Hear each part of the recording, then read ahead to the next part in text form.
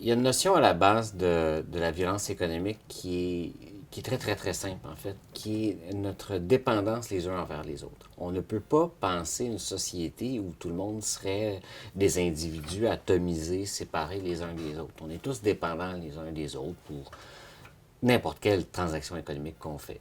On va à l'épicerie, on a besoin des gens qui produisent les aliments que nous allons ingérer, des gens qui en font le commerce, et ainsi de suite. Et inversement, eux sont dépendants de leurs clients pour gagner leur vie. Donc, on est tous dépendants les uns des autres. Cette dépendance-là, elle est tout à fait correcte, tout à fait légitime, et en fait, elle peut être même très constructive. Là où ça devient destructif, c'est quand cette dépendance-là devient contrainte. Là où on dépend de quelqu'un au sens très fort en langue française, où on est dépendant, là où on devient en fait une victime de violence économique. C'est-à-dire que pour vivre, pour survivre, pour ne serait-ce qu'exister, on a besoin de quelqu'un d'autre. Et ce quelqu'un d'autre exerce un pouvoir sur nous très fort. Un pouvoir qui peut être, au-delà du pouvoir économique, bien sûr, très destructeur et très prégnant sur notre propre vie, sur nos décisions et orienter en fait nos choix de vie qui deviennent moins libres. Les orphelins de Duplessis, leur situation a ceci de très particulier et de très exemplaire dans la mauvaise façon de l'histoire de cette forme de violence économique-là, c'est qu'ils étaient à la charge de la collectivité. Ils étaient à la charge de l'État, mais l'État, c'est la collectivité, c'est nous, là, c'est pas une abstraction. On devait collectivement prendre soin de ces enfants-là, pour plein de raisons évidentes. Or, non seulement on en a mal pris soin, mais collectivement, on a abusé de leur situation de vulnérabilité. Donc, c'est là où la notion de violence intervient. C'est-à-dire que, comme je le disais, on est dépendants les uns des autres. Ces enfants-là étaient dépendants de la collectivité, comme tous les enfants.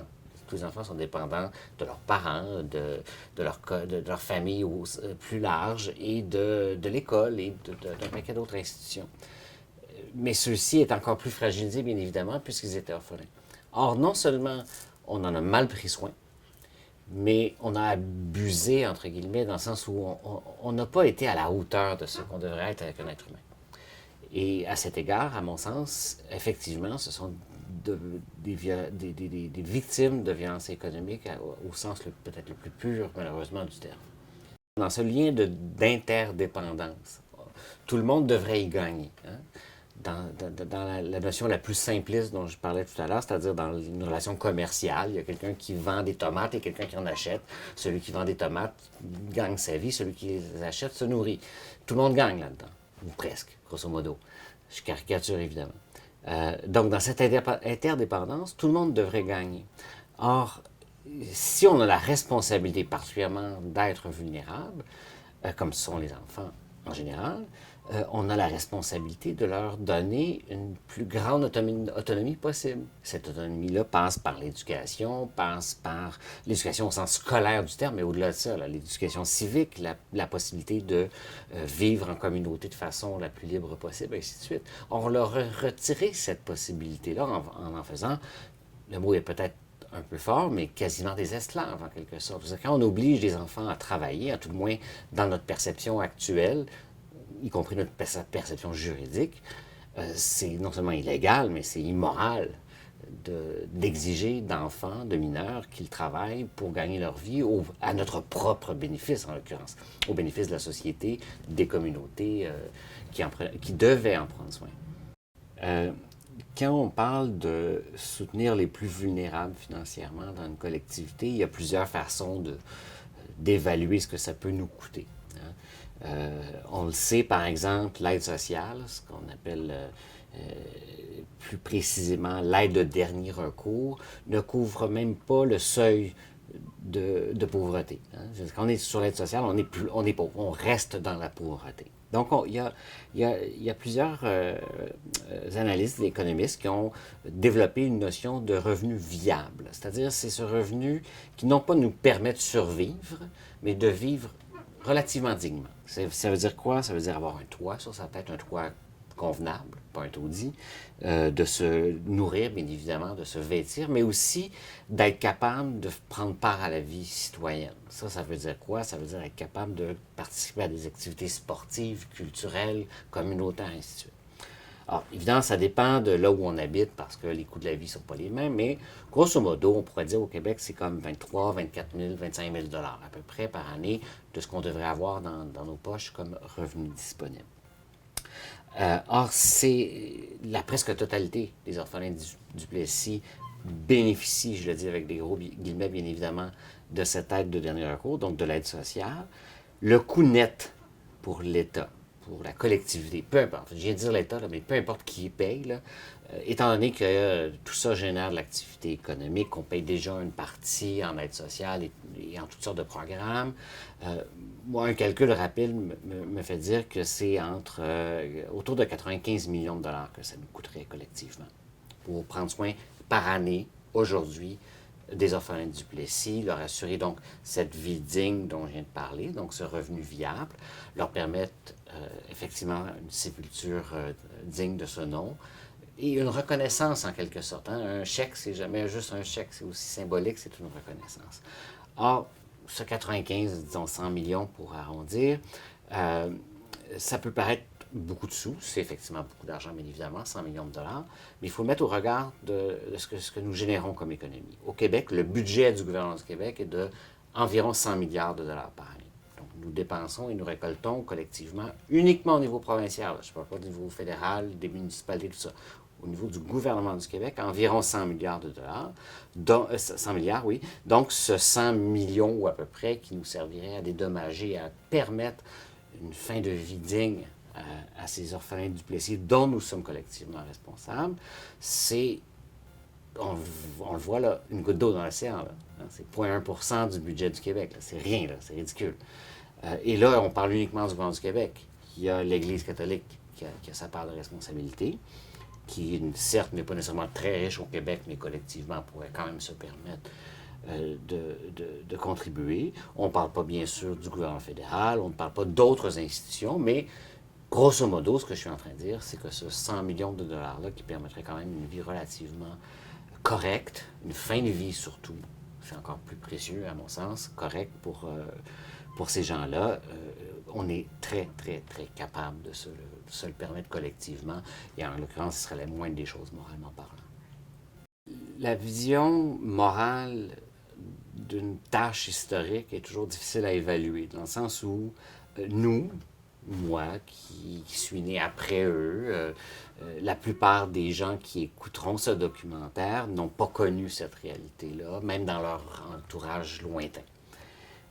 Du coup, c'est assez facile de se détacher de quelque chose qui appartient au passé, en se disant, ben, on n'était pas là, c'est pas de ma faute à moi personnellement, j'y ai pas contribué, j'ai rien fait pour ça. Mais c'est ça le sens de la collectivité, c'est exactement l'inverse de ça. C'est se dire, ben, collectivement, nous devons, génération après génération, année après année, prendre soin de tout le monde, et particulièrement, bien évidemment, des plus vulnérables. Et nous devons donner au strict minimum l'égalité des chances à toutes celles et ceux qui partent dans la vie. Or, on leur a enlevé cette égalité des chances. Le minimum, l'égalité des chances, c'est le minimum. C'est pas un idéal, c'est un minimum. On leur a enlevé. Et si on a été capable de le faire il n'y a pas si longtemps, on s'entend que c'est pas la préhistoire, on s'entend que c'est pas le 15e siècle, là, c'est il y a quelques décennies, c'est que nous sommes encore capables, nous risquons encore de pouvoir faire ce genre d'erreur historique-là et le reconnaître aujourd'hui en réparant réellement, pas juste par de beaux discours, c'est se dire, ben, un peu comme une amende lorsqu'on a une contravention sur la route, c'est dire, ah, zut, là, je viens de me rappeler que le code de la route existe, la loi existe, je ne dois pas y contrevenir, ça me fait mal présentement, je dois débourser une somme. Mais collectivement, c'est un peu la même chose. On se dit là, OK, on se punit, on accepte de se punir collectivement parce qu'on ne veut pas que ça se reproduise. Oui, on veut réparer les torts, mais on veut surtout avoir une société qui évolue vers un meilleur, plus équitable, plus juste, où on ne refera plus les mêmes erreurs. Et le reconnaître et payer, mais littéralement payer pour, nous inciterait, c'est au conditionnel bien évidemment, parce que l'être humain est capable de répéter les mêmes conneries très souvent, nous inciterait quand même à probablement ne pas répéter les mêmes erreurs. À tout le moins avoir une sonnette d'alarme qui nous dit attention là, on a déjà reconnu notre faute, on a payé un peu pour, on a essayé de réparer les dommages moraux, parce que évidemment, c'est pas l'argent qui va réparer quoi que ce soit aussi profond. Mais au moins, on se dit collectivement, on reconnaît notre faute et on essaiera de ne pas la reproduire. Moi, il m'apparaît moralement essentiel lorsqu'on répare une telle faute, qu'on le fasse. On n'a pas pris en charge ces enfants-là. Ils sont maintenant assez âgés. Puisqu'on a failli à prendre en charge des années d'enfance de ces hommes et ces quelques femmes-là, ben prenons en charge jusqu'à leur mort leur situation matérielle. Je veux dire, donner un chèque de 10, 15 000, 25 000, oui, bien sûr, ça ne nuit pas. Oui, bien sûr, c'est intéressant, c'est correct, c'est une forme de réparation. On le sait, c'est très difficile pour la très vaste majorité de la population présentement leur fin de vie. Hein. Il y a de l'appauvrissement chez les personnes âgées comme il n'y en a presque jamais eu. Il n'y a plus de soutien familial, tout simplement parce qu'on ne peut plus. C'est pas parce qu'on est rendu méchant, c'est juste que matériellement, c'est beaucoup plus compliqué. On peut-tu juste les laisser terminer leur vie dans la quiétude et la dignité? Alors pour moi, de faire un chèque, le principe même de faire un chèque, de dire merci, bonsoir, c'est terminé, ça me paraît un peu insultant. Dans le sens où c'est, bon, voilà, on l'a réglé là, parlez-moi-en plus, vous allez signer en bas de la feuille, vous ne réclamerez plus rien d'autre. Alors que prendre en charge la fin de leur parcours dans notre société m'apparaît assez minimal. Et comme j'ai dit tantôt, c'est pas, c'est loin d'être inabordable, au contraire, on peut se le permettre. Et très intuitivement, hein, c'est pas une découverte ou je ne sais trop, une lecture ou quoi que ce soit. C'est intuitivement, je me suis rendu compte assez tôt que les relations économiques sont basées sur certaines comment je dirais ça, certains ressorts moraux et psychologiques très forts. La souffrance, l'interdépendance dont je parlais tout à l'heure, la confiance, la violence. Il y a du positif et du négatif dans tout ça. Mais quand on agit, tout le monde agit, qu'on soit riche ou qu'on soit pauvre, qu'on ait un salaire ou qu'on n'en ait pas, on agit tous dans la vie économique. On a tous, à moins qu'on vive tout seul dans le bois, là, en autarcie complète, là, on vit tous, on a plus ou moins une relation économique les uns avec les autres. Et cette relation-là, elle est faite de bien d'autres choses que de l'économie. Elle est bien faite d'autre chose que d'échanger de l'argent dans un commerce, de recevoir une paye ou de payer ses factures. Tu sais, c'est beaucoup de symboles, c'est beaucoup d'implications morales, c'est beaucoup, comme je disais tantôt, de souffrance, mais aussi de belles choses aussi. Là, pour faire de l'art ou faire de la science, on a besoin de ressources, on a besoin d'argent. Ben, ça aussi, c'est très chargé symboliquement et socialement, et c'est très important. Et donc, encore une fois, c'est très intuitif. Je me suis rendu compte que c'était quelque chose de très de non-dit. Quand j'ai commencé à étudier en économie, on ne parle pas de ça. Les anthropologues vont en parler, les sociologues vont en parler, les politologues vont en parler de ces notions-là, mais un économiste ne parle pas de ces notions-là, ne parle pas de souffrance, ne parle pas de symboles, ne parle surtout pas de violence économique. Alors que tu ne peux pas étudier l'économie si tu ne tiens pas compte de ça. Tu ne peux pas étudier les relations économiques si tu ne tiens pas compte de ça. Quand le taux de chômage augmente de 0,1% au Canada, ben c'est 100 000 familles qui sont touchées. C'est 100 000 familles dans lesquelles il y a un homme ou une femme qui vient de perdre sa job. C'est pas juste 0,1%. C'est de la souffrance. C'est une réalité personnelle qui peut être parfois très bien vécue. On peut se retrouver une job, évidemment, après l'avoir perdu, mais ça peut être très, très, très déstabilisant, très souffrant. Si vous avez 57 ans, vous travaillez depuis 30 ans au même endroit, puis vous venez de perdre votre job. Ça, on ne peut pas ne pas en tenir compte. Et si ça m'intéresse, c'est parce que je sais que c'est central à ce qu'on devrait faire comme économiste pour étudier les phénomènes économiques et le transmettre lorsqu'on en parle. Si je parle uniquement du taux de chômage, puis je ne tiens pas compte de cette réalité humaine-là, je ne fais pas la moitié de ma job. Je fais pas la moitié de ma job, oui, avec mes collègues, c'est correct, puis en écrivant mes machins à côté. Mais si je parle dans le public, si j'écris dans l'itinéraire dont tu viens de parler, ben, il faut que je parle de cette réalité-là. Je ne peux pas juste parler de 0,1% de chômage. L'itinérance nous touche pour une raison bien précise. Ben, pour plein de raisons, évidemment. On voit la souffrance, on voit la maladie, souvent la maladie mentale. Il y a un paquet de trucs qui nous rejoignent, qui rejoignent à peu près tout le monde, qui nous confrontent de façon formidable lorsqu'on est face à l'itinérance. Mais je pense que c'est une évidence. Fondamentalement, c'est qu'on est face à nos semblables, des gens comme toi et moi, c'est des êtres humains, souvent jeunes, ou à l'inverse, parfois un peu vieux, puis là, c'est encore plus confrontant, qui pourraient être nous, tout bêtement, qui pourraient être nous, et qui n'ont pas de toit, qui est comme la base de la sécurité. On voit des gens, on se voit dans ces gens-là, alors qu'on est, en général, puisqu'on les voit dans la rue, en transition entre, mettons, notre boulot et notre maison, ou quelque chose du genre, et là, sans y réfléchir nécessairement de façon élaborée, on pense au fait ou on sent que nous, on pourrait ne pas avoir cette destination-là. La destination de prendre notre clé de maison, d'ouvrir notre porte et d'entrer en sécurité chez soi. C'est bête de même. C'est une évidence, je sais, là, j'ai rien inventé en disant ça, mais c'est extraordinairement puissant. C'est extraordinairement puissant, cette confrontation-là. Et c'est pour ça que la très vaste majorité d'entre nous, et dire l'inverse, c'est plutôt mentir en général, nous sommes extrêmement mal à l'aise avec ces gens-là.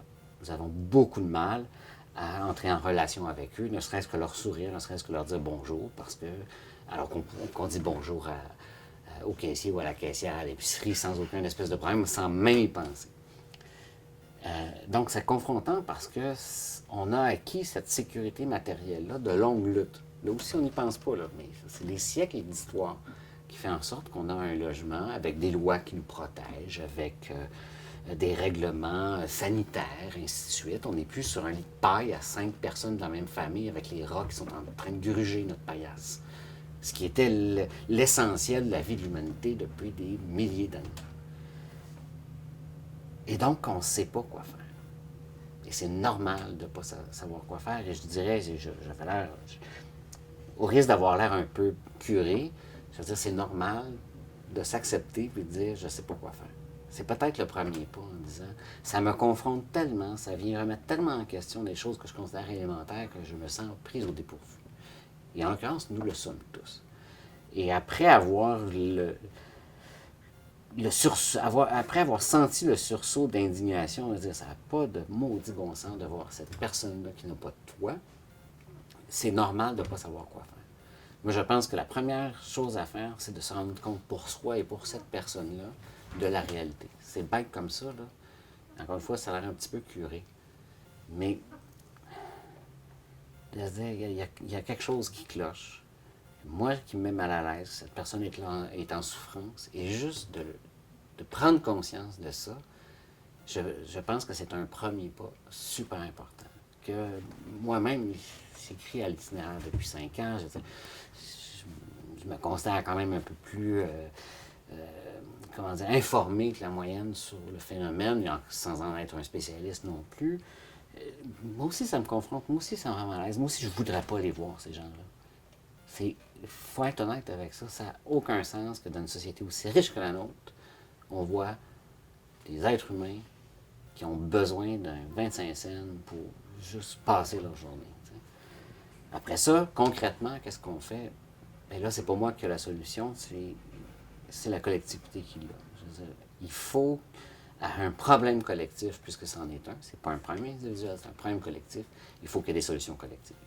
Et ça, c'est la collectivité au sens très large du terme. Ça peut être l'État, ça peut être les groupes communautaires, ça peut être les familles, les individus, mais c'est pas des petits règlements à la pièce, c'est pas en donnant de l'argent. Je dis pas qu'il faut pas en donner, là, c'est pas ça le point, mais c'est pas comme ça qu'on va régler le problème. C'est plate à dire, mais c'est surtout pas l'itinéraire, c'est surtout pas un groupe communautaire qui va le faire. Mais le problème, c'est que présentement, il y a presque personne qui se préoccupe de ces gens-là. Probablement parce que ça nous confronte tous.